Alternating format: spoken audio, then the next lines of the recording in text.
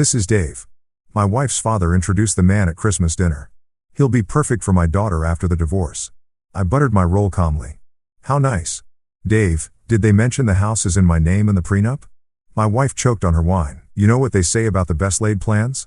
Well, apparently my wife Sarah never got that memo because here I am, Marcus, standing in my own damn kitchen at 6 o'clock in the morning on Christmas Day, wrestling with a 20-pound turkey like I'm some kind of culinary gladiator.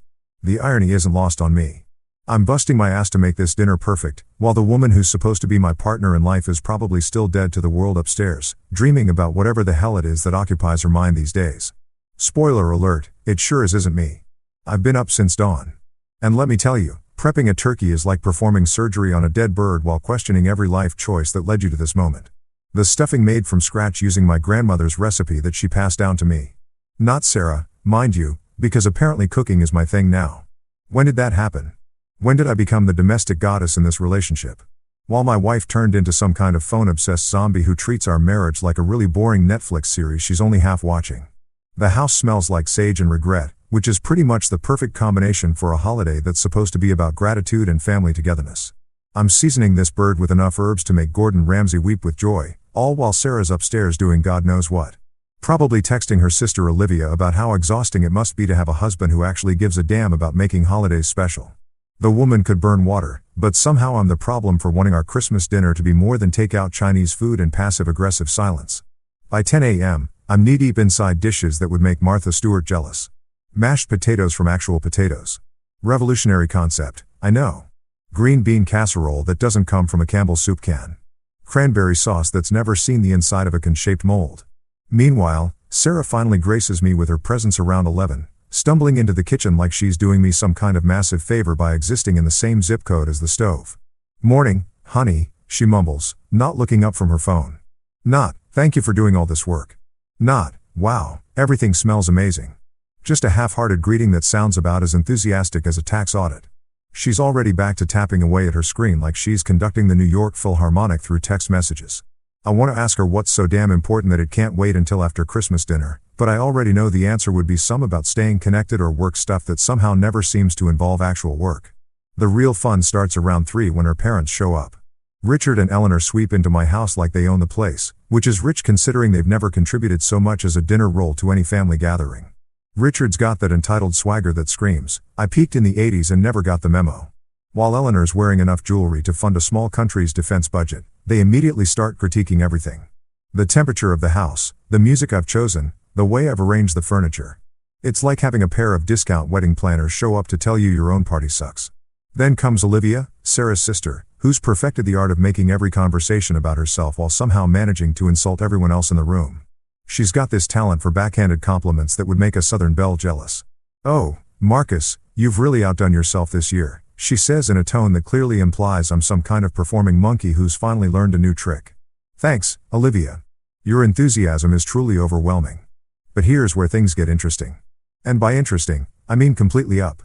Around 4:30, just as I'm pulling the turkey out of the oven like some kind of domestic god, the doorbell rings. Sarah jumps up with suspicious enthusiasm, practically bouncing to the door like she's expecting Publishers Clearinghouse to show up with an oversized check. Instead, she comes back with Dave. Dave is everything you'd expect from a guy named Dave who shows up uninvited to someone else's Christmas dinner. Tall, stupidly handsome in that generic Ken doll way, wearing a sweater that probably costs more than most people's rent. He's got that practice smile that screams, I sell insurance, but pretend it's a calling. And he's carrying a bottle of wine that I guarantee he picked up at the grocery store on his way over. Probably still has the price tag if you look hard enough. Richard lights up like a Christmas tree when he sees this guy practically falling over himself to make introductions. Marcus, meet Dave. Dave, this is Marcus, Sarah's husband. The way he says husband makes it sound like a temporary job title, like I'm the substitute teacher who's been filling in until the real educator shows up. Eleanor is practically glowing, giving Dave the kind of warm welcome she's never once given me in 15 years of marriage. That's when Richard drops the bomb that makes everything crystal clear. Dave here is the perfect man for Sarah after the divorce. The words hang in the air like a toxic cloud. And suddenly, every weird conversation, every hushed phone call, every girls' night out that lasted until 3 a.m. starts making perfect sense. This wasn't a Christmas dinner. It was an audition. They'd brought in my replacement and expected me to sit there and smile while they sized him up like I was already dead and buried. The silence that follows is the kind you hear right before a tornado hits. Dave standing there looking like he'd rather be literally anywhere else on earth, including a root canal appointment or a timeshare presentation. Sarah's gone whiter than the damn tablecloth. And for once in her life, she's not looking at her phone. Even Olivia's managed to shut her mouth, which might be the first Christmas miracle of the day. So, what do? I butter my roll slowly, deliberately, like I'm performing some kind of sacred ritual. The butter melts perfectly across the warm bread, and I take my sweet time spreading it to every corner. Then I look up at this room full of people who apparently think I'm some kind of idiot, and I smile. Not a mean smile, not an angry smile, just the kind of smile you give when someone's shown you exactly who they are and you're grateful for the clarity. How nice, I say, taking a bite of my perfectly buttered roll. Did they mention the house is in my name in the prenup? Sarah's wine glass starts trembling in her hand like she's developed some kind of neurological condition, and the color drains from her face so fast, I'm worried she might actually faint right into the mashed potatoes. Dave's looking around the room like he's trying to figure out if this is some kind of elaborate joke or if he's genuinely stepped into the middle of someone else's domestic nightmare. The turkey is getting cold, the stuffing's probably congealing, and my marriage is apparently over. But you know what? I've never felt more alive. This is what happens when you spend months thinking you're going crazy. Wondering why your wife's acting strange. Why her family's being even more condescending than usual. Why everyone keeps looking at you like you're the punchline to a joke you haven't heard yet. Turns out the joke was on them. They thought they were playing chess while I was playing checkers. But the truth is I've been playing a completely different game altogether. One where I actually read the rule book before I started playing. Eleanor's face absolutely lights up like she just won the lottery. And I swear to God, if she starts clapping her hands together like some demented fairy godmother, I might lose what's left of my Christmas spirit. She's practically bouncing in her chair, beaming at Dave like he's the second coming of Christ mixed with a lottery ticket and a perfect son-in-law all rolled into one designer sweater-wearing package. The woman's acting like she just successfully orchestrated the merger of 2 Fortune 500 companies instead of what she actually did, which is invite some random dude to crash my Christmas dinner so he can steal my wife. Oh, Dave, Eleanor gushes. And I can practically see the hearts floating around her head like she's a cartoon character who's fallen in love with the idea of being a matchmaker. You simply must tell Marcus about your work. Richard was just telling me about your success in finance. She says finance like it's some kind of magical word that's supposed to make me drop to my knees in worship. Lady, I've been running my own business since before your daughter learned how to balance a checkbook, which let's be honest, she still can't do without a calculator in 3 attempts. Richard jumps in like he's Dave's personal hype man. Practically doing everything short of pulling out pom-poms and leading a cheer. Dave here just made partner at Whitman & Associates, he announces, puffing up like a proud peacock, showing off feathers that aren't even his. One of the most prestigious firms in the city. His family has connections throughout the banking industry. The way he's talking, you'd think Dave personally invented money or discovered a new way to make rich people richer. Real Nobel Prize material. This guy. Dave's just standing there like a deer caught in headlights, probably wondering if he accidentally walked into some kind of reality show where the prize is a used wife and a heaping helping of family dysfunction. His nervous half-smile is doing that twitchy thing that happens when someone realizes they've stepped in something they can't easily scrape off their shoe. Poor bastard probably thought he was coming to a nice family dinner where he'd charm everyone with his wit and leave with a phone number. Instead, he's gotten front row seats to the Marcus and Sarah show, complete with live commentary from the world's worst Greek chorus. Richard's on a roll now, painting this picture of Dave like he's some kind of financial superhero. Good family, he keeps saying like that phrase means something more than white, wealthy, and willing to overlook the fact that his potential future wife is still technically married to someone else. He's going on about Dave's connections, his education, his bright future. And I'm sitting here thinking, dude, your bright future just walked into a house that belongs to the guy you're trying to replace. That's not strategic thinking. That's like showing up to a knife fight with a business card. Then comes the real kicker. Eleanor leans forward with this conspiratorial whisper that's about as subtle as a fire truck. Talking about the grandchildren Sarah deserves. Deserves. Like children are some kind of merit-based reward system.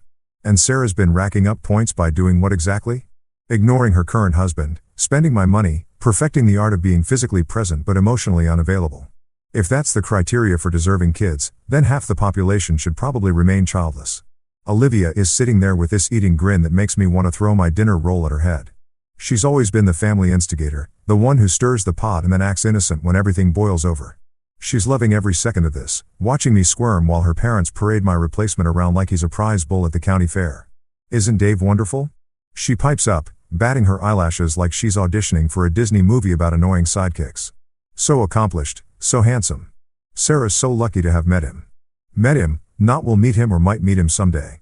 Met him past tense like it's already a done deal, like they've already written me out of the story and moved on to the sequel. Nobody asked for the casual way she says it is almost impressive. It takes real skill to be that blatantly obvious while pretending to be subtle. Dave's looking more uncomfortable by the minute, shifting his weight from one foot to the other like he's standing on hot coals. The guy's obviously got some brain cells left because he's starting to realize that this whole situation is more up than a soup sandwich. You can practically see the wheels turning in his head.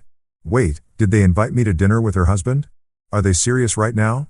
What kind of family does this? Meanwhile, Sarah's trying to play it cool, but she's about as smooth as sandpaper on a sunburn. She keeps shooting these panicked looks at her parents like she's trying to telepathically tell them to shut the hell up and stop making this more obvious than it already is. But Eleanor and Richard are too caught up in their grand plan to notice that their daughter is slowly dying of embarrassment right there at the dinner table. I lean back in my chair, taking my sweet time with another bite of turkey, and decide it's time to drop some reality on this little fantasy they've constructed. You know, I say, keeping my voice conversational, like I'm commenting on the weather or the football scores. This is really interesting. All this talk about Sarah's future and what she deserves.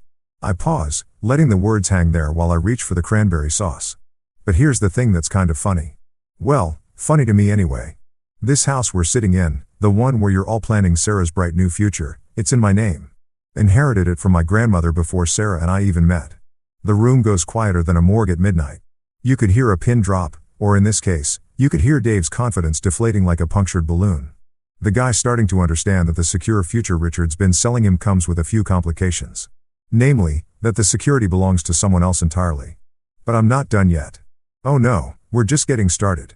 And that prenup Sarah signed. I continue spreading butter on another roll with the kind of deliberate precision that would make a surgeon jealous. The one she was so eager to sign because she was totally independent and didn't need my money. Yeah, that's still in effect. Ironclad, as they say in the legal business. I glance over at Dave, who's looking like he just realized he showed up to a poker game with Monopoly money. You probably understand contracts, right, Dave? Being in finance and all. The beautiful thing about truth is how it cuts through like a hot knife through butter. All their grand plans, all their smug assumptions about what they could get away with. All their careful orchestration of this little dinner theater, it all crumbles the moment reality enters the conversation. Sarah's sitting there looking like she's trying to solve advanced calculus in her head. Probably running through every possible scenario and realizing they all end with her getting exactly what she signed up for. Nothing. Dave clears his throat and you can tell he's trying to figure out how to gracefully extract himself from this cluster without looking like a complete. The poor guy probably thought he was walking into a simple family dinner where he'd charm the parents and ease his way into a relationship with a soon-to-be divorced woman. Instead, he's gotten a front row seat to the realization that the woman isn't actually divorced. The husband isn't going anywhere and the whole damn thing is more complicated than a Christopher Nolan movie. This is what happens when people assume they're smarter than everyone else in the room. They make plans based on what they want to be true instead of what actually is true. And then they act all shocked when reality shows up uninvited to their little fantasy dinner party. Now, here's where things get really fun. And by fun, I mean I'm about to watch a bunch of grown-ass adults realize they've been playing checkers while I've been playing chess this whole time. See, the beautiful thing about being underestimated is that people tend to run their mouths and show their cards way too early.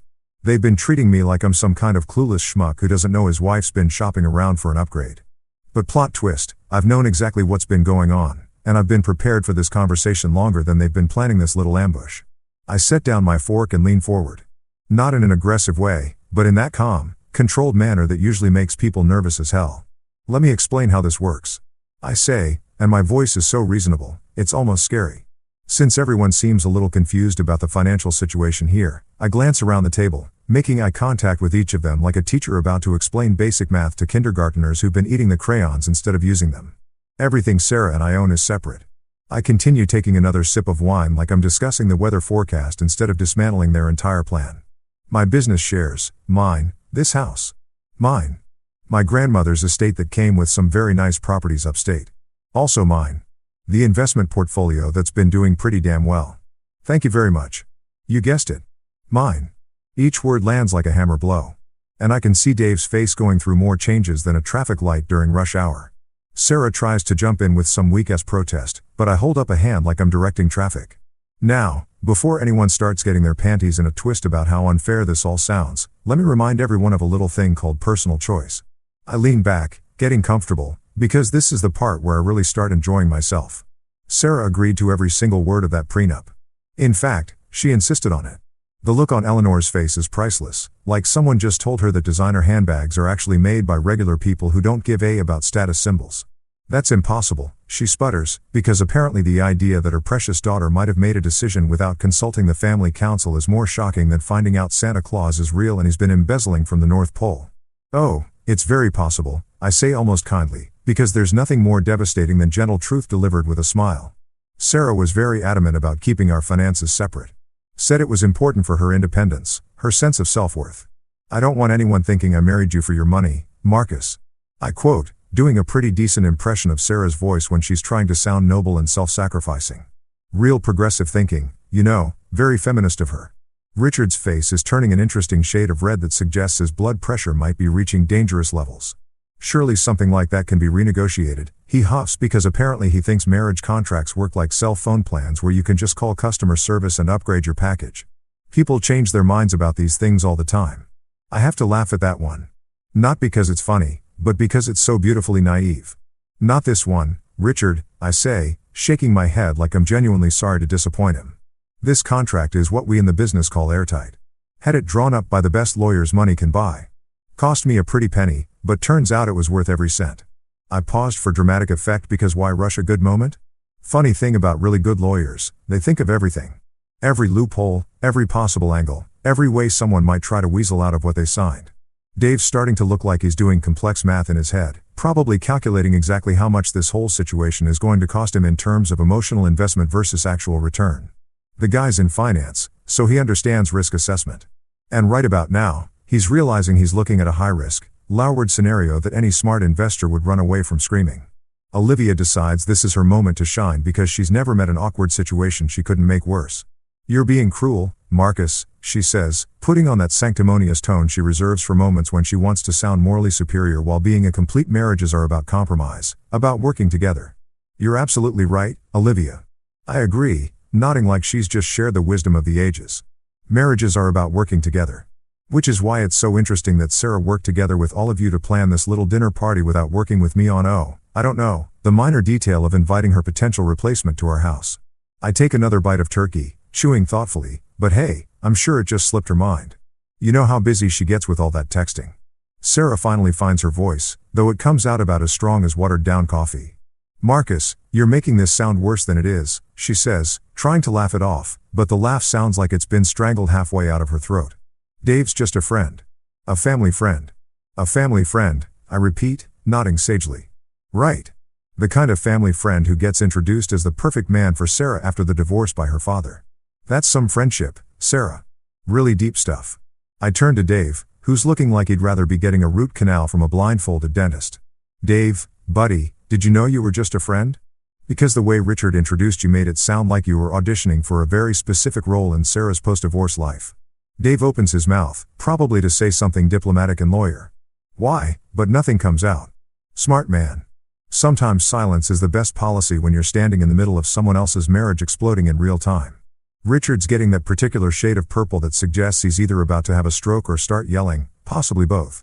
Now see here, Marcus, he begins because apparently he thinks this is some kind of business negotiation where he can intimidate me into accepting whatever deal they've cooked up. There's no need to be difficult about this. We're all adults here. You're absolutely right, Richard. I agree. Raising my wine glass in a mock toast. We are all adults, which is why I'm sure everyone will understand when I point out that adults are responsible for the consequences of their choices. I take a sip, savoring both the wine and the moment. And Sarah made her choices very clear when she signed that prenup. Very adult of her. Really, very responsible. The thing about Eleanor is that she's spent so many years manipulating situations from behind the scenes that she's forgotten how to handle it when someone refuses to play by her rules. She's used to people folding when she applies pressure, used to getting her way through sheer force of entitled personality. But here's the thing about being genuinely prepared for a situation. It makes you bulletproof against other people's. This is preposterous. Eleanor declares like she's the Queen of England. And I've just suggested we start serving tea in coffee mugs. Sarah deserves better than this. She deserves a man who appreciates her, who can provide for her properly. The implication being, of course, that I'm neither appreciative nor capable of provision, which is rich coming from a woman whose idea of contribution to society is organizing charity galas where other people donate money so she can take credit for the fundraising. Better than what exactly? I ask, genuinely curious. Better than a husband who spent all day cooking Christmas dinner while she texted on her phone? Better than someone who owns his house outright and runs a successful business? Better than a guy who's never once asked her to contribute financially to anything because he actually can provide for his family? I'm warming up now because this is where years of biting my tongue finally pay off. Or do you mean better than someone who's actually legally married to her and has no intention of going anywhere? Dave clears his throat, and when he speaks his voice has lost about 90% of its earlier confidence. I think there might be some confusion here, he says, which is like saying the Titanic had some minor navigation issues. I was told that Sarah was that the situation was. He trails off, probably realizing that finishing that sentence means admitting he knowingly came to hit on someone else's wife. The situation is exactly what it looks like, I tell him. And I actually feel a little bad for the guy. Not bad enough to let him off the hook, but bad enough to give him an out. You walked into a marriage that's having some communication issues. Sarah's family seems to think she's available for upgrades, but legally speaking, she's still very much taken. I pause, watching him process this information. Now, you seem like a smart guy, Dave. Smart enough to recognize when you've accidentally stepped into someone else's mess. The beautiful thing about this whole situation is watching everyone's carefully constructed fantasy crumble in real time. They had it all figured out: get rid of the inconvenient husband, bring in the upgrade, and live happily ever after with someone who fits their idea of what Sarah deserves. Except they forgot one tiny detail. I'm not going anywhere, and I've got the paperwork to prove it. This dinner is turning into the world's most uncomfortable marathon, and I'm starting to think we should hand out participation trophies just for everyone managing to stay seated through the show. The turkey's getting cold, the wine's flowing like water at a Baptist wedding, and the tension in this room is thick enough to cut with a knife, which coincidentally might be a better use for the carving knife at this point than actually carving anything. Richard, bless his delusional little heart, decides that the solution to this awkward situation is to double down on his Dave sales pitch like he's trying to move a used car with a sketchy transmission. He starts going on about Dave's career trajectory, his family connections, his goddamn golf handicap, because apparently that's what makes a man worthy of stealing someone else's wife. Dave comes from excellent stock. Richard announces like we're breeding Rache horses instead of talking about human beings. His father owns 3 car dealerships and his mother sits on the board of the country club. Holy stop the presses, everyone. Dave's mom is on a country club board. Alert the media. Call the Pope. This changes everything. I mean, nothing says perfect husband material like having a mother who argues about tennis court maintenance and whether the club should allow colored socks with golf shoes. Real impressive credentials there, Richard. I'm sure that'll be super helpful when Dave's trying to figure out how to afford a divorce lawyer. Eleanor jumps back into the conversation like she's been shot out of a cannon, making these snide little comments about my small-time investments with this tone that suggests she thinks I'm running a lemonade stand instead of an actual business. Of course, Marcus does well enough for himself, she says in that patronizing way that makes you want to check if she's patting your head while she's talking. Though it must be difficult competing with real professionals in today's market. Real professionals. Lady, I've been running my own company since before your daughter figured out how to use an ATM without calling for help. My small-time investments have tripled in value over the last 5 years. While Richard's been playing golf and pretending that middle management at some corporate bureaucracy makes him a business genius. But sure, let's talk about professionals. Actually, Eleanor, I say, cutting into my turkey with surgical precision since we're talking about investments and professional success. It's kind of funny you should mention that. I pause, savoring both the perfectly seasoned meat and the moment of anticipation I'm creating. My little company hit a pretty significant milestone this year. Tripled in value, actually. Sometimes small-time investments work out better than the big flashy ones. You know, the look on her face is like watching someone realize they've been bragging about their Toyota while standing next to a Ferrari. Richard's mouth opens and closes like a fish that's just been pulled out of water. Probably trying to do the math on exactly how much money his small-time son-in-law is actually worth. Dave's looking more and more like he's wondering if he accidentally walked into the wrong house and crashed the wrong family's dinner. But here's where I really start enjoying myself because I've been saving the best part for last. Oh, and Sarah, I say, turning to my dear wife who's been sitting there looking like she's trying to become invisible through sheer force of will. Remember that rent arrangement we set up? You know, the one where you insisted on paying rent because you wanted to maintain your independence and not feel like you were freeloading? Sarah's wine glass stops halfway to her lips like she's suddenly forgotten how drinking works. The color drains from her face faster than water going down a drain. And I swear I can actually see her brain trying to figure out where I'm going with this and how badly it's going to hurt when I get there. Yeah, that was really admirable of you, honey. I continue because there's nothing more beautiful than truth delivered with a smile. Very principled, very modern. Making sure you contributed financially to the household even though you were living in a house that was already paid off. I take another bite of stuffing, chewing thoughtfully while everyone waits for the other shoe to drop. I've got all those bank transfers, by the way, every month like clockwork. Really shows commitment to your principles. Richard's face is doing this interesting thing where it's cycling through different shades of red like a mood ring having an identity crisis. Rent. He sputters because apparently the idea that his princess daughter has been paying to live in her own home is more shocking than the fact that she's been planning to dump her husband for a newer model. Sarah, what is he talking about? Well, I explain helpfully because I'm nothing if not educational. Sarah felt it was important to maintain her financial independence within our marriage. Very empowering, really. She didn't want to feel like she was taking advantage of my hospitality. The word hospitality hangs in the air like a bad smell because that's exactly what this arrangement turned out to be. Me providing hospitality to someone who was apparently just passing through. Dave's starting to look like he's done the math and realized that this secure future he thought he was stepping into comes with some interesting complications. The guy's sharp enough to understand that a woman who's been paying rent to live in her husband's house probably doesn't have the kind of assets that would make a messy divorce worth the hassle. His nervous half-smile is getting more nervous and less smile by the minute. Olivia, because she's never met a moment she couldn't make worse, decides to pipe up with her trademark blend of ignorance and attitude. That's just paperwork, Marcus, she says, waving her hand like she's dismissing a particularly annoying fly. These things can be worked out between reasonable people. Paperwork, I repeat, nodding like she's just shared something profound, right? Just paperwork. Like the Constitution, I guess, like marriage licenses, like birth certificates, just paperwork. I'm really enjoying this now because watching people realize they've severely underestimated the situation is like watching a train wreck in slow motion, except the train is full of and I'm safely standing on the platform with popcorn. The thing about really good paperwork, Olivia, I continue, is that it's designed by people who understand that families like yours exist. People who know that sometimes marriage isn't not because of incompatibility or growing apart, but because one party decides they'd rather trade up for someone with better connections and a newer model personality. I glance over at Dave, who's looking more and more like he's regretting every decision that led him to this dining room. No offense, Dave. I'm sure you're a lovely guy. You're just a lovely guy who walked into someone else's chess game thinking it was checkers. Sarah finally finds her voice, though it comes out sounding like she's been gargling with gravel. Marcus, this isn't what you think it is, she tries, but her voice lacks conviction like a politician's campaign promise. Dave is just, we're just friends. Family friends, I echo, because apparently we're going to keep pretending that's what this is. The kind of family friends who get introduced as perfect husband material at Christmas dinner.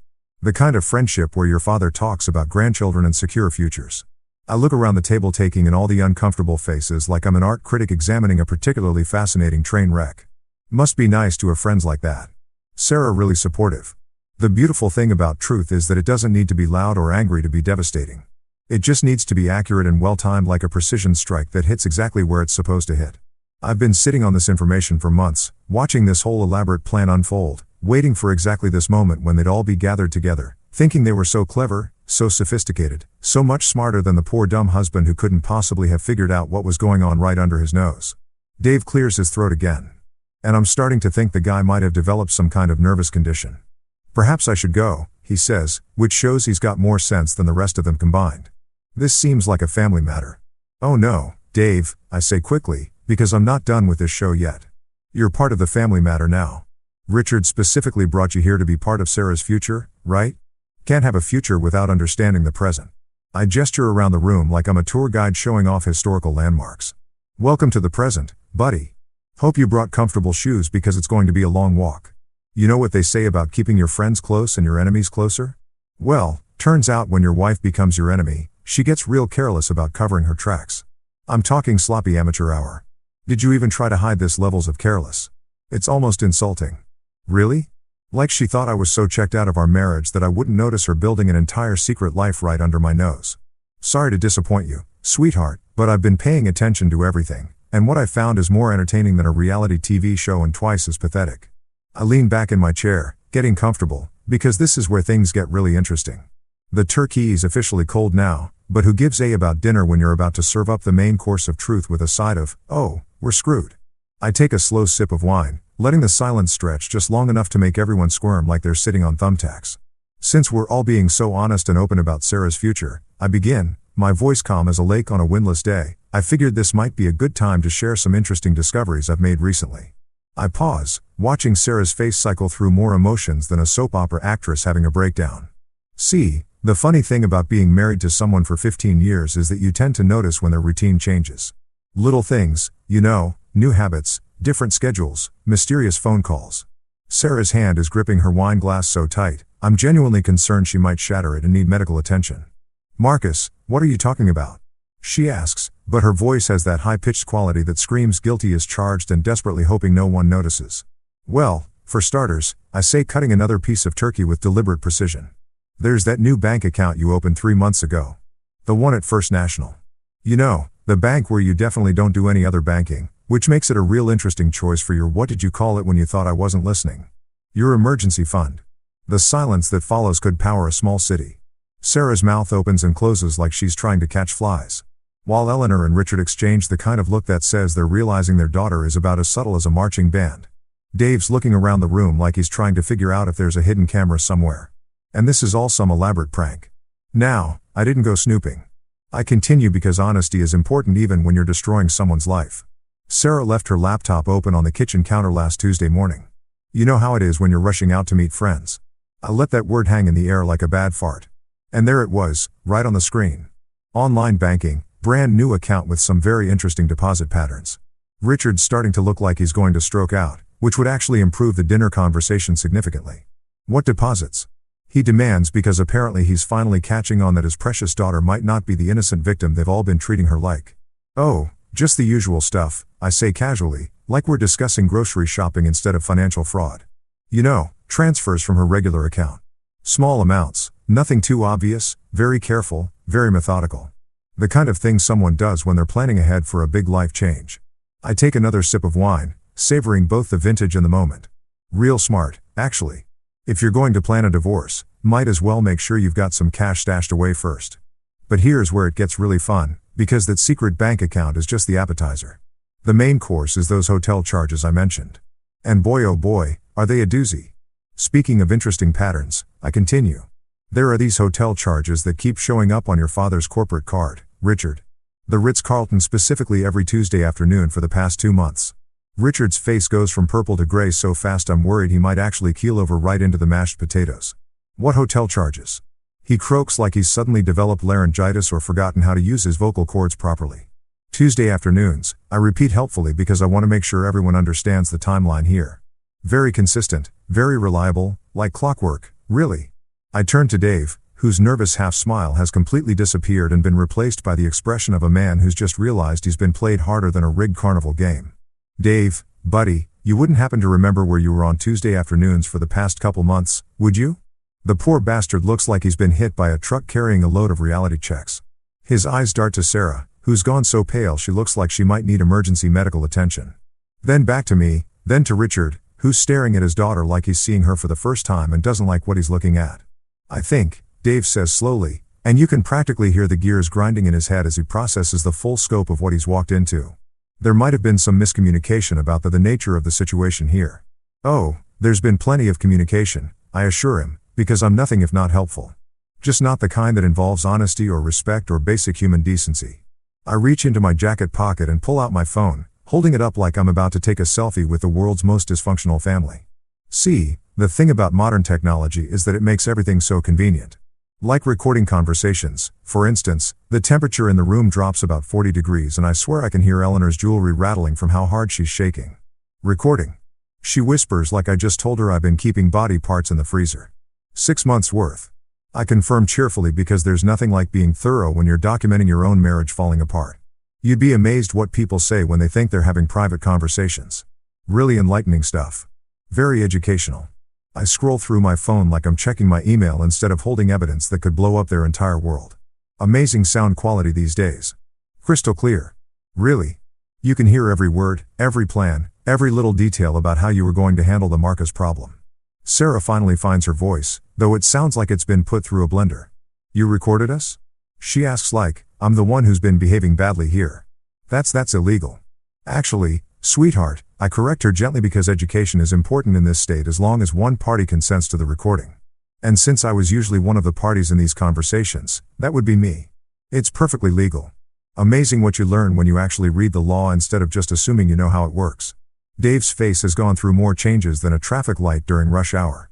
The guy's obviously smart enough to understand that he's not just walked into a messy marriage. He's walked into an evidence locker. All those Tuesday afternoon business meetings at the Ritz. All those careful conversations about Sarah's future.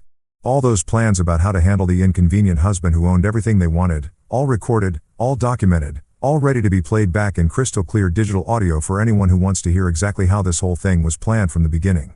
Now, I continue because I'm really hitting my stride here. I want everyone to understand that I'm not angry about this. I'm actually kind of impressed by the coordination involved. Getting Dave lined up as a replacement, figuring out the timing, making sure everyone was on board with the plan. It shows real organizational skills, the kind of project management abilities that could probably land someone a job in corporate planning if they weren't too busy planning to over their husband. Eleanor tries to recover, putting on that imperious tone she uses when she wants to sound like the voice of moral authority. This is outrageous, Marcus. How dare you spy on your own family? Spy? I laugh, and it's a genuine laugh because that's actually funny. Eleanor, honey, they were having these conversations in my house, at my dinner table, in my living room. Sarah was taking calls in the kitchen while I was making breakfast. Olivia was giving advice in the guest room while I was fixing the broken lamp upstairs. I spread my hands like I'm explaining something to a particularly slow kindergartner. That's not spying. That's just having ears and a functioning brain. The best part about all of this is watching their carefully constructed reality crumble in real time. They thought they were so clever, so sophisticated, so much smarter than the poor dumb husband who couldn't possibly figure out what was happening right under his nose. They made plans, they set timelines, they brought in the replacement, and they did it all while assuming I was too stupid, too trusting, or too checked out to notice. Wrong on all three counts, folks. I've been documenting this whole thing like a scientist studying a particularly interesting species of parasitic behavior. Every conversation, every plan, every snide comment about how they were going to handle me once Sarah was free to pursue her real happiness with someone more suitable. Dave's looking at Sarah now with the expression of a man who's just realized he's been recruited for a job that comes with way more baggage than advertised. For years, and I mean years, Richard has been the self-appointed king of this up little dynasty, strutting around like he's running General Motors instead of pushing papers at some mid-tier corporate hellscape that peaked during the Clinton administration. The man's got an ego the size of Texas and twice as inflated. Always talking down to me like I'm some kind of charity case who got lucky enough to marry into his prestigious family. Eleanor's been the puppet master pulling strings from behind the scenes. But Richard's been the face of their operation, the one who delivers the verbal beatdowns and the condescending lectures about how I should be grateful for the privilege of being related to them by marriage. But here's the thing about bullies and tyrants. They're only scary until someone calls their bluff. And right now, watching Richard's face cycle through emotions like a slot machine hitting jackpot, I'm realizing that all these years of intimidation tactics were just smoke and mirrors from a man who's about as powerful as a wet paper bag in a hurricane. What? He barks at Sarah and his voice cracks like a 13-year-old boy asking someone to prom.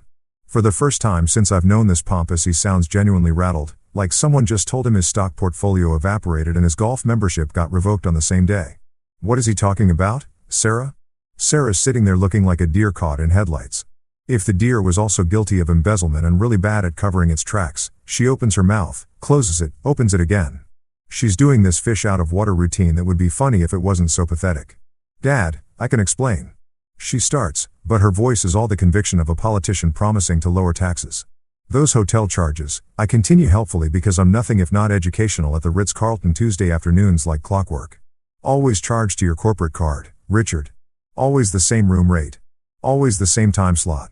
I'm really enjoying this now. Watching the dominoes fall in slow motion.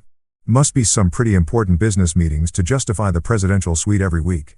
Richard's face goes from red to purple to a shade of gray that suggests his cardiovascular system might be filing a formal complaint. The man looks like he's trying to do advanced calculus while someone's hitting him with a baseball bat, processing information that's apparently rewriting everything he thought he knew about his precious daughter's activities. Presidential suite, he repeats, and his voice sounds like it's coming from somewhere deep underground. Sarah, what the hell is he talking about? Dave's backing toward the door now, like the house is on fire, and he's suddenly remembered he left the stove on at home. Smart man.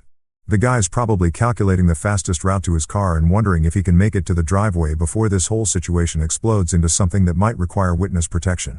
Well, I explain, pulling out my phone and scrolling through what I like to call my evidence collection.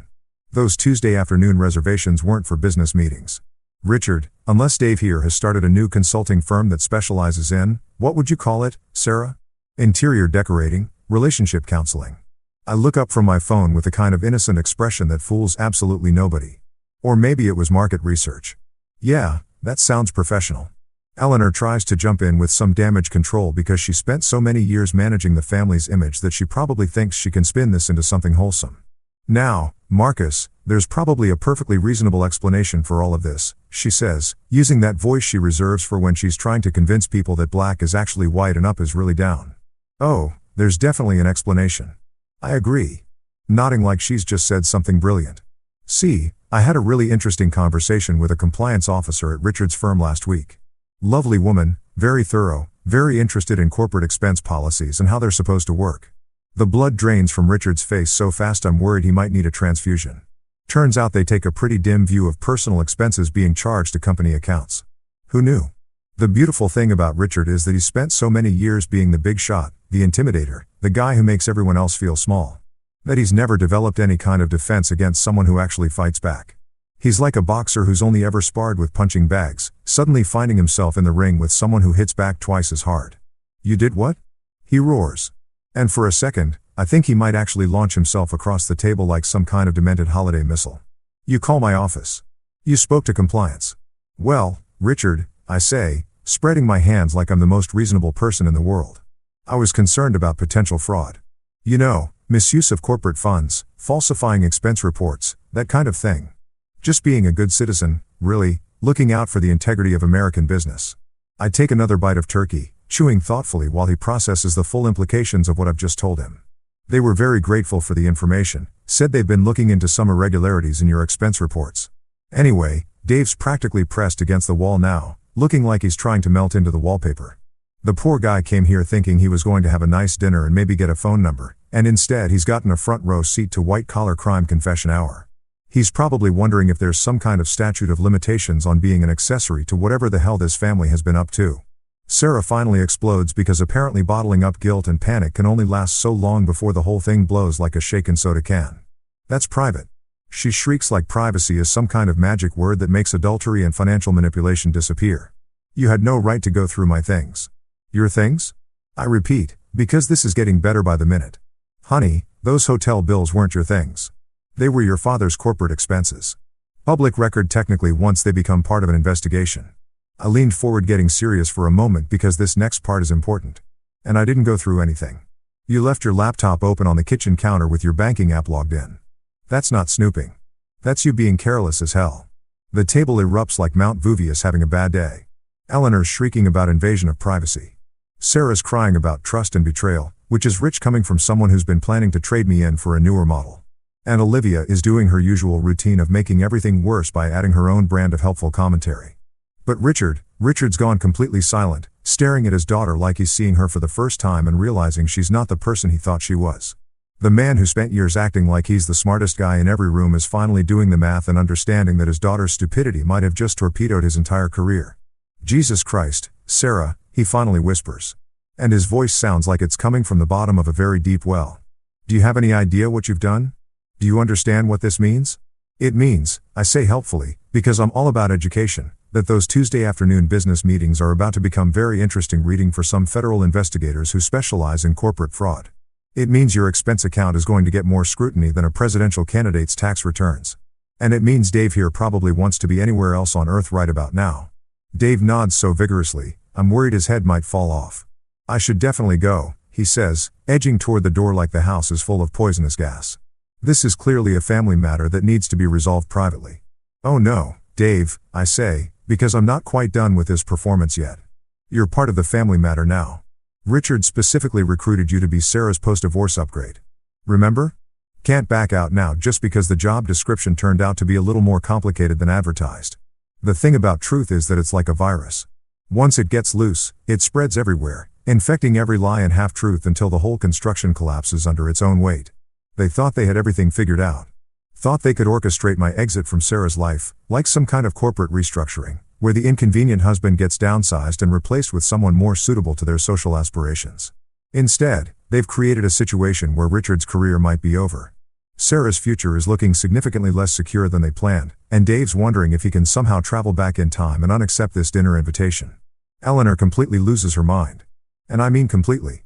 She starts screaming about legacy like she's some kind of deposed European royalty instead of a middle-class woman from Ohio whose biggest claim to fame is organizing charity events where other people donate money so she can take credit for being philanthropic. This family has a reputation. She shrieks, gesturing wildly like she's conducting an orchestra of invisible violins. We have standing in this community. We have a legacy to protect. Legacy, Jesus Christ. The woman talks about legacy like they're the Kennedys or the Rockefellers instead of a family whose greatest achievement is Richard managing not to get fired from his middle management position for the past 20 years. What legacy exactly? The legacy of looking down on people who actually work for a living. The legacy of manipulating situations to get what they want regardless of who gets hurt. The legacy of raising a daughter who thinks marriage is just a practice round before she finds someone better. What legacy? I ask, genuinely curious, because I'd love to hear her explain exactly what noble family tradition I'm supposedly destroying by pointing out that her daughter's a cheating fraud and her husband's a corporate criminal. The legacy of entitlement, the legacy of thinking rules don't apply to you, or are we talking about the legacy of spending other people's money while pretending you earned it? Sarah's crying now. Real tears streaming down her face like someone just told her that designer handbags cause cancer. And Starbucks is closing forever. I deserve more respect than this, she wails, which is absolutely hilarious coming from someone who's been lying to my face for months while planning my replacement behind my back.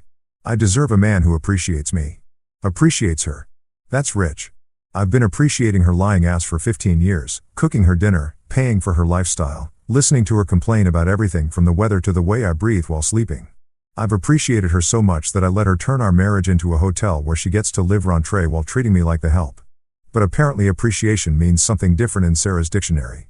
Probably involves being wealthy enough to not notice when she's robbing you blind. Olivia, because she's never met a bad situation she couldn't make worse, decides this is her moment to really shine. She jumps in with both feet like she's diving into a pool of toxic waste. Pointing her finger at me like I'm the villain in this little soap opera. You're ungrateful, Marcus, she declares, putting on that righteous indignation act that she's perfected over years of being a professional victim. After everything this family has done for you, everything they've done for me. I have to laugh at that one. A real belly laugh that probably sounds a little unhinged, but feels absolutely fantastic. Everything you've done for me, I repeat, wiping my eyes because that's genuinely funny. Like what exactly? Treating me like hired help at family gatherings? Making snide comments about my work? Constantly suggesting that Sarah could do better? Or are you talking about the more recent stuff like planning my divorce without bothering to tell me about it? Dave's edging toward the door like the house is about to explode, which let's be honest, it kind of is. The guy keeps muttering about not knowing what he'd stepped into, which shows he's got more sense than the rest of them combined. I had no idea. He keeps saying like he's trying to convince himself as much as anyone else. Nobody told me. I wouldn't have. This is not what I signed up for. Smart man. Get out while you can, Dave. This ship isn't just sinking. It's being torpedoed from the inside by people too stupid to realize they're below the water line. Let him run. I say, not even trying to stop Dave as he fumbles for the door handle like it's the escape hatch on a crashing airplane. This isn't his battle anyway. Poor guy thought he was getting recruited for a simple husband replacement job. Nobody told him it came with potential federal charges and a front row seat to a family meltdown. Richard's finally starting to understand the full scope of what his precious daughter has done to his life. The man sitting there staring at Sarah like she just told him she's been selling state secrets to foreign governments for fun and profit. Sarah, he says, and his voice sounds like it's coming from the bottom of a very deep, very dark hole. Do you understand what you've done to me? To my career, to everything I've worked for? I was thinking about my future. Sarah screams back because apparently destroying other people's lives is totally justified if you frame it as self-improvement. About what I deserve, about being happy. Happy? I'm used cutting another piece of turkey that's now officially colder than Richard's chances of keeping his job. That's interesting, Sarah. Were you happy when you were signing that prenup? Were you happy when you insisted on paying rent to maintain your independence? Were you happy when you were opening secret bank accounts and planning my replacement? I pause, savoring both the moment and the perfectly seasoned meat that's going to waste while we have this lovely family discussion. Or were you only unhappy after you realized that divorcing me wasn't going to come with a financial windfall you'd been counting on? Eleanor is still going on about family reputation and community standing, but her voice is getting higher and more desperate like a smoke alarm running out of batteries. People will talk. They'll say terrible things about us. Our name will be ruined. Your name? I say, and I can't keep the amusement out of my voice because this is actually hilarious. Is about to be associated with corporate fraud and adultery. I'm pretty sure the reputation ship has already sailed. Ella Laner probably hit an iceberg and sank somewhere around the time your daughter started around on company time using daddy's credit card. That's when I set my fork down because this next part requires my full attention and I want to make sure everyone understands exactly what's happening here. You know what the really beautiful part of this whole thing is? I ask, looking around the table at these people who thought they were so smart, so sophisticated, so much better than the guy they were planning to discard like yesterday's newspaper. For years, you've all treated me like I was some kind of temporary inconvenience in Sarah's life. Like I was the practice husband, the starter marriage, the guy she settled for until something better came along. You made jokes about my work, my background, my family. You acted like I should be grateful for the privilege of being tolerated by your superior bloodline. I'm warming up now because this is years of suppressed frustration finally getting its moment in the spotlight. But here's the thing that's really funny. I continue and I can see Dave still hovering by the door like he's watching a car accident and can't look away. Your legacy, this reputation you're so worried about protecting, this family standing that supposedly means so much. It's all built on lies and weakness. Richard's mouth opens and closes like he's trying to argue. But what's he going to say? That he didn't know his corporate credit card was being used to fund his daughter's affair? That he had no idea his family was planning to commit fraud to get rid of an inconvenient son-in-law? That he's been talking about my financial situation while his own daughter was stealing from his company to pay for hotel rooms? You want to know about legacy, Eleanor? I ask, turning to the woman who's been acting like the queen mother of a dynasty that exists only in her own mind. Your legacy is that you raised a daughter who thinks marriage is just a temporary arrangement until she finds someone richer. Your legacy is a son-in-law who's about to lose his job because his family thinks corporate credit cards are their personal piggy bank. Your legacy is bringing a complete stranger to Christmas dinner to replace a family member like he's a broken appliance you can just swap out. The silence that follows is the kind you get right before everything goes to hell. It's the calm before the storm. The moment when everyone realizes that the situation has gone way beyond awkward family dinner and crossed into territory that might require lawyers, therapists, and possibly a really good crisis management firm. Sarah's sobbing now. Real ugly crying that's smearing her makeup and making her look like a raccoon who's been caught raiding garbage cans. This isn't how it was supposed to go. She wails like she had some kind of master plan that involved me gracefully stepping aside so she could upgrade to Dave without any messy complications. How was it supposed to go exactly? I ask. Because I'm genuinely curious about the fantasy scenario they'd constructed. Was I supposed to just disappear, sign over the house, hand over my business? Maybe throw in a blessing for your new relationship while I'm at it. Olivia is still trying to salvage something from this disaster because she's apparently never learned when to cut her losses and run. You're being cruel, Marcus, she says like cruelty is pointing out that her sisters are lying, cheating fraud instead of enabling the whole up situation. This is Christmas. This is supposed to be about family and forgiveness. You're absolutely right, Olivia. I agree. Raising my wine glass in another mock toast. This is about family. And what I've learned about this family tonight is that you're all a bunch of lying, manipulative, entitled who think you can treat people like disposable objects when they're no longer useful to your plans. You know what? I'm done. Done with this dinner. Done with this family. Done with pretending that any of this is worth salvaging.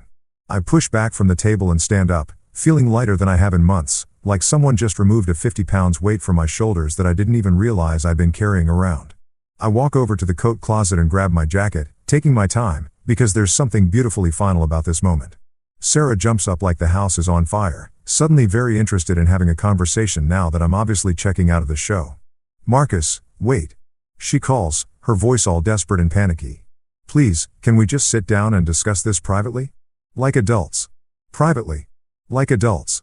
That's hilarious coming from someone who just spent Christmas dinner getting her replacement introduced to the family while her husband carved the turkey. Nah, Sarah, I say, shrugging into my coat like I'm getting ready for a pleasant evening stroll instead of walking out of my marriage. I think we're way past the private discussion phase. That ship sailed around the time you started charging hotel rooms to your dad's corporate card. Eleanor is having what I can only describe as a complete meltdown, pointing at me like I'm some kind of war criminal instead of a guy who's finally had enough of being treated like garbage in his own house. You can't just walk away. She shrieks because apparently leaving a toxic situation is somehow morally wrong when it inconveniences her plans. That's what cowards do. Real men fight for their marriages. Real men, I repeat, because that's rich coming from someone whose idea of fighting for marriage apparently involves recruiting my replacement and planning my financial destruction. You're right, Eleanor. Real men do fight for their marriages. They also know when to stop fighting for something that's already dead. But here's where things get interesting, because Richard does something completely unexpected. He gets up and follows me to the door. Not to argue, not to threaten, not to try one more manipulation tactic, but just follows. The guy who spent years treating me like an unwelcome guest in his daughter's life suddenly looks older than his years, tired in a way that goes deeper than just physical exhaustion. "Marcus," he says quietly, and his voice is different now. Not the pompous, condescending tone he usually reserves for me, but something almost human. "Wait a minute." I turn around, curious despite myself, because this is the first time in 15 years that Richard has spoken to me like I'm an actual person instead of an inconvenient obstacle to his family's happiness. "I owe you an apology," he says. And I almost fall over because Richard apologizing is like watching a unicorn do tax preparation. Theoretically possible, but highly unlikely. This isn't how I raised her to behave. For a moment, just a moment, I see something in his eyes that might actually be genuine regret. Not regret about getting caught. Not regret about the consequences, but actual remorse for what his family has put me through. "The beach house," he continues, his voice is so quiet, I have to strain to hear him over Eleanor's continued hysteria in the background. The one Eleanor's always bragging about, the one she acts like she owns. "It's in my name, only my name." He reaches into his wallet and pulls out a set of keys, holding them out like he's offering me the crown jewels. "If you need somewhere to go, somewhere to think, it's yours. As long as you need it." I stare at the keys. Because this is not how I expected this conversation to go. "Why?" I ask. Because I genuinely don't understand what angle he's working here. Richard looks back toward the dining room where his wife is still ranting about family honor and his daughters are probably plotting their next move because he says, meeting my eyes for maybe the first time ever, "I respect you more than I respect my own daughter, and that's something I'm going to have to live with." Wholly in 15 years of marriage, Richard has never once given me a compliment. Never once treated me like an equal. Never once acknowledged that I might be worth more than the dirt on his shoes. And now here in the hallway, while his family implodes in the dining room, he's telling me he respects me more than his own child. The keys are warm in my hand, solid and real in a way that nothing else about this evening has been. "Richard," I say, because this moment deserves some kind of acknowledgement. "This doesn't change anything between us. You know that, right?" He nods, looking older than I've ever seen him look. "I know, but it's something I needed to say anyway." He glances back toward the chaos we've left behind, then back at me. "For what it's worth, Marcus, you deserve better than what we gave you. What she gave you." And with that, Richard walks back toward the dining room, leaving me standing in the hallway holding the keys to a beach house and wondering if this is what closure feels like or if I'm just having some kind of stress-induced hallucination brought on by too much family dysfunction and not enough alcohol. From the dining room, I can hear Eleanor still carrying on about reputation and community standing. Sarah still crying about how unfair everything is. And Olivia still trying to make herself the center of attention even while everything falls apart around her. But for the first time all evening, I'm not part of that chaos anymore. I'm standing in my own hallway, in my own house, holding keys to a beach house that apparently belongs to me now, and feeling something I haven't felt in years. Peace, not happiness exactly, but the kind of calm that comes when you finally stop trying to fix something that was broken from the beginning and accept that some things are meant to end. The front door is right there, waiting for me like an old friend. All I have to do is turn the handle and walk through it. And this whole chapter of my life becomes history. No more family dinners where I'm the unwanted guest. No more holidays spent cooking for people who think I'm beneath them. No more pretending that a marriage built on lies and manipulation is worth saving just because we've invested 15 years in the illusion. I take one last look back toward the dining room where my soon-to-be ex-wife and her family are probably already planning their next move, figuring out how to minimize the damage and spin this whole thing into something that makes them look like the victims. The cold night air hits me like a slap in the face. But it's the good kind of slap. The kind that wakes you up and makes you realize you've been holding your breath for way too long. I stand on my own front porch for a minute, looking back at this house that's been both my sanctuary and my prison for the past 15 years, and I feel something I haven't felt in forever. Free. My phone starts buzzing like an angry hornet. And I don't even have to look to know it's Sarah, Eleanor, probably Olivia, too. A whole chorus of damage control and desperate manipulation disguised as hurt feelings and righteous indignation. Delete, delete, delete.